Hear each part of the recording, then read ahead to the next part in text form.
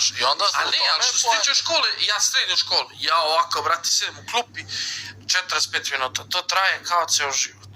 Znači, ja ovako, brate, ću da umrem na času, koliko je to meni naporno i to, ja razmišljam, druga godina već. A znao si ti još onda. Šta?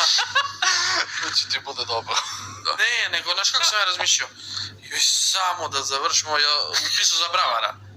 Da završimo, da krenem da radim, ako nema ovde malo više para, idem negdje u Nemačku, radim godinu, dve, skupim pare, vratim se vam, otvorim neku trafiku, pa ću unutra da radim, da prodajem, ovo ono. I to je moj zamisao bio. Sad smo došli do toga.